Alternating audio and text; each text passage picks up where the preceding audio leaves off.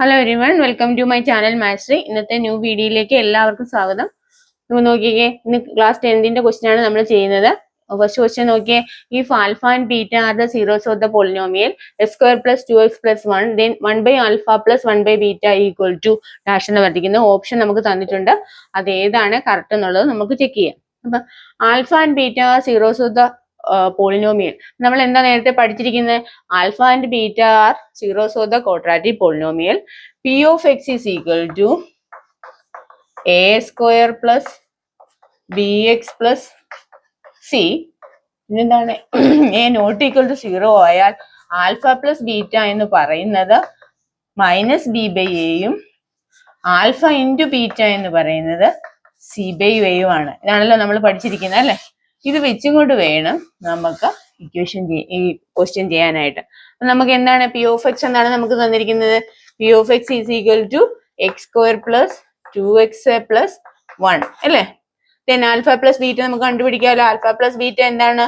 B minus B by A. Minus B ഏതാണ്? 2 അല്ലെ? 2ന്റെ simple minus B ആണ്. അപ്പൊ മൈനസ് ബി ആകുമ്പോൾ -2 അല്ലെ? ബൈ എയുടെ എന്താണ്? 1 അല്ലെ? 1. Then alpha into beta.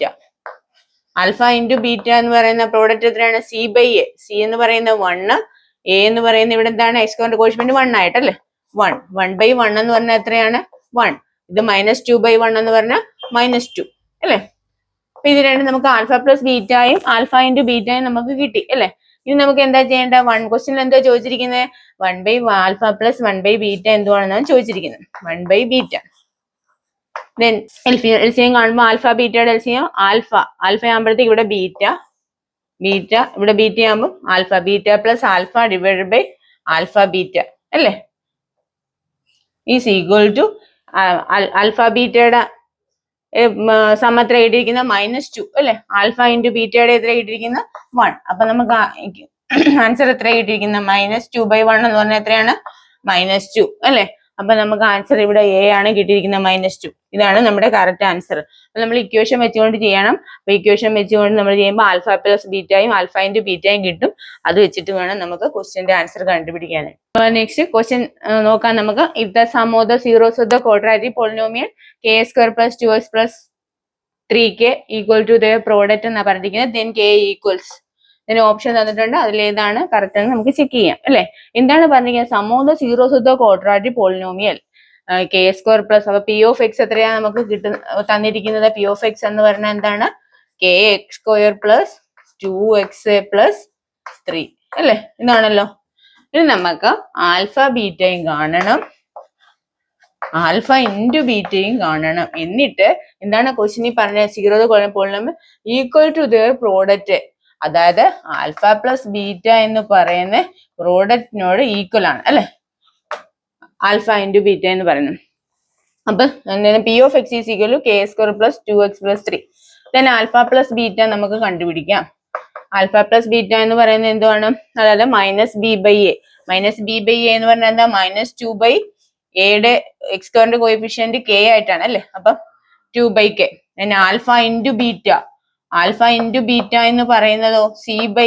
c/a എന്ന് പറയുന്നത് 3/k. Sorry, question 3k/k. അപ്പൊ നമുക്ക് എന്താണ്? ഈ -2/k എന്ന് പറഞ്ഞാൽ എന്താണ്? -2/k തന്നെ കിട്ടും. 3/k എന്ന് പറഞ്ഞാൽ kയും kയും ക്യാൻസൽ ചെയ്ത് പോകും. നമുക്ക് എത്രയാ കിട്ടുന്നത്? 3 എന്നും കിട്ടും. ഇനി നമുക്ക് എന്താ ക്വസ്റ്റ്യൻ പറഞ്ഞത്? Equal k square plus 2x plus 3k equal to the product എന്നാ പറഞ്ഞിരിക്കുന്നത്. അപ്പം alpha plus beta is equal to എന്താണ്? ആൽഫ ഇൻറ്റു ബീറ്റ അല്ലെ? അതായത് ആൽഫ പ്ലസ് ബീറ്റ എന്ന് പറഞ്ഞാൽ -2/k ഈക്വൽ ടു എന്താണ്? 3 എന്ന് വരും. ആൽഫ ഇൻറ്റു ബീറ്റ നമുക്ക് കിട്ടിയിരിക്കുന്നത് 3 ആണ്. therefore -2/k 3 -2/k എന്ന് പറഞ്ഞാൽ 3 ആണെങ്കിൽ therefore 3k is equal to -2. k is equal to നമുക്ക് എന്താണ് വരുന്നത്? k is equal to -2/3.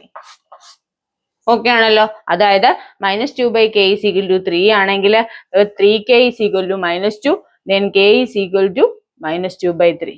അപ്പൊ ആൻസർ നോക്കിക്കേ, -2/3 ആൻസർ ഉണ്ടോ നോക്കുക. ഉണ്ടല്ലോ. ഇതാണ് കറക്റ്റ് ആൻസർ കേട്ടോ. അപ്പോൾ നമുക്ക് എല്ലാവർക്കും ഈ പ്രോബ്ലം മനസ്സിലായെന്ന് വിശ്വസിക്കുന്നു. അതിന് വീഡിയോ വാച്ച് ചെയ്ത എല്ലാവർക്കും നന്ദി.